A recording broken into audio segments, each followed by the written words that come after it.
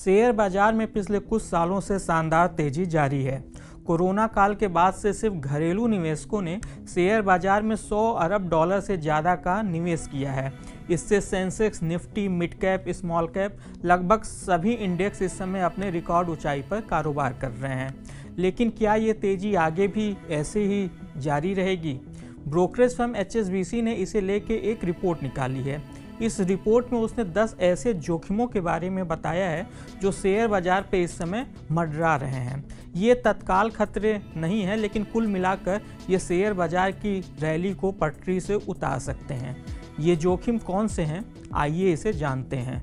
नमस्कार, मैं हूं विक्रांत और आप देख रहे हैं मनी कंट्रोल हिंदी। सबसे पहला खतरा है बैंकिंग सिस्टम पर मंडराता तनाव। पिछले कुछ सालों में बैंकों ने अपनी बैलेंस शीट साफ करने में काफ़ी मेहनत की है, जिससे उनका ग्रॉस NPA 2017 के 11% से घटकर अब 2.8% पर आ गया है।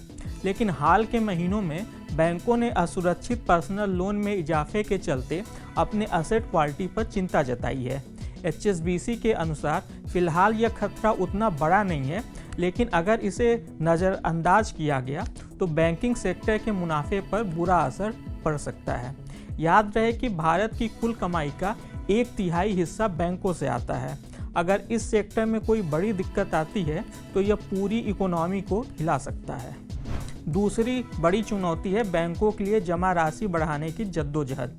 भले ही शेयर बाजार में बड़ा निवेश आता हुआ दिखाई दे रहा हो, लेकिन फिर भी भारतीय परिवारों की केवल 8% संपत्ति ही शेयर बाजार में लगी है। ज़्यादातर पैसा अभी भी सोने, प्रॉपर्टी और बैंक डिपॉजिट्स में है। HSBC के मुताबिक बैंकों का लोन तेजी से बढ़ रहा है, लेकिन उनकी जमा राशि उतनी स्पीड से नहीं बढ़ रही, जिससे बैंकों के ब्याज दरों पर दबाव आ रहा है। अगर यह स्थिति जारी रही तो क्रेडिट ग्रोथ में गिरावट आ सकती है और बैंकों की कमाई पर भी असर पड़ेगा। तीसरा जोखिम है प्राइवेट सेक्टर के कैपिटल एक्सपेंडिचर में कमी। HSBC के अनुसार प्राइवेट सेक्टर के कैपिटल एक्सपेंडिचर में कमी आ रही है। खास तौर से मशीनों और इक्विपमेंट्स पर उनका निवेश घटा है, जो उनकी कमाई के लिए भी एक बड़ा जोखिम साबित हो सकता है। हालांकि लिस्टेड कंपनियों में स्थिति थोड़ी ठीक है और इनका कैपिटल एक्सपेंडिचर 2023 में 15% बढ़ा था। चौथा जोखिम है कमज़ोर और केंद्रित विदेशी निवेश। HSBC की रिपोर्ट बताती है कि शेयर बाजार में आने वाला शुद्ध विदेशी निवेश पिछले साल 2023 में लगभग आधा हो गया। यहाँ तक कि ग्रॉस FDI में भी पिछले साल कमी आई। जो FDI आया वो भी सिर्फ कुछ ही राज्यों, महाराष्ट्र, कर्नाटक और गुजरात में सीमित रहा। इसका मतलब है कि अगर इन राज्यों में किसी कारणवश निवेश में कमी आती है तो इसका असर पूरे देश पर पड़ सकता है। पांचवा जोखिम है कंज्यूमर्स में बढ़ती असमानता। शहरी इलाकों के कंज्यूमर्स तेजी से खर्च कर रहे हैं, लेकिन ग्रामीण इलाकों में स्थिति विपरीत है। ग्रामीण भारत के लोगों ने शेयर बाजार की तेजी का उतना फ़ायदा नहीं उठाया है। खाने पीने की चीज़ों से जुड़ी महंगाई और कमज़ोर मानसून ने उनकी स्थिति और भी कठिन बना दी है।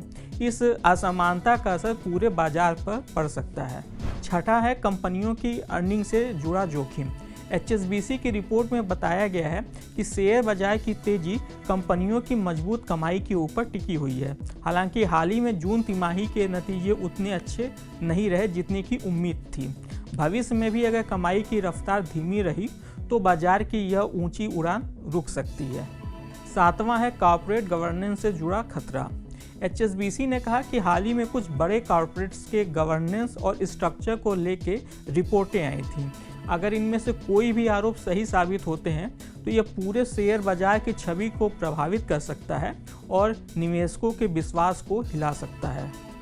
आठवां है नियामकी जोखिम। HSBC का मानना है कि नियामकीय अनिश्चितताएं भी शेयर बाजार की तेजी के लिए जोखिम पैदा कर सकती हैं। ब्रोकरेज ने कहा कि अचानक से नियमों में बदलाव, जैसे कि अभी हाल ही में कैपिटल गेन्स टैक्स के नियम में बदलाव किया गया, अगर ऐसे बदलाव कई बार होते हैं तो ये निवेशकों के रिटर्न और उनके विश्वास पर गहरा असर डाल सकते हैं। नौवां है मार्केट स्ट्रक्चर का जोखिम। HSBC के अनुसार भारत का इमर्जिंग मार्केट और एशियाई इंडेक्स में वेटेज करीब 23% है और यह आगे और भी बढ़ सकता है।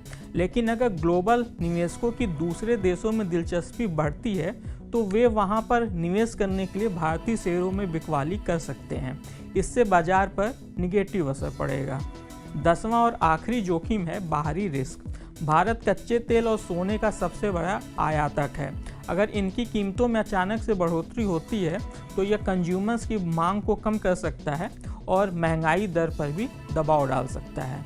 तो ये थे वो 10 बड़े खतरे जो भारतीय शेयर बाजार में जारी तेजी को पटरी से उतार सकते हैं। हालांकि HSBC अभी भी भारतीय बाजार को लेकर पॉजिटिव है। उसने कहा कि लॉन्ग टर्म में भारत की ग्रोथ स्टोरी अब भी मजबूत दिख रही है। आज के इस खास वीडियो में बस इतना ही। आपको यह वीडियो कैसा लगा हमें कमेंट कर जरूर बताइएगा। बिजनेस और स्टॉक मार्केट से जुड़ी ऐसी ही खबरों के लिए आप हमारी मनी कंट्रोल हिंदी की वेबसाइट को विजिट कर सकते हैं। इसके अलावा आप हमें यूट्यूब, फेसबुक, इंस्टाग्राम और एक्स यानी कि ट्विटर पर भी फॉलो कर सकते हैं। Thank you.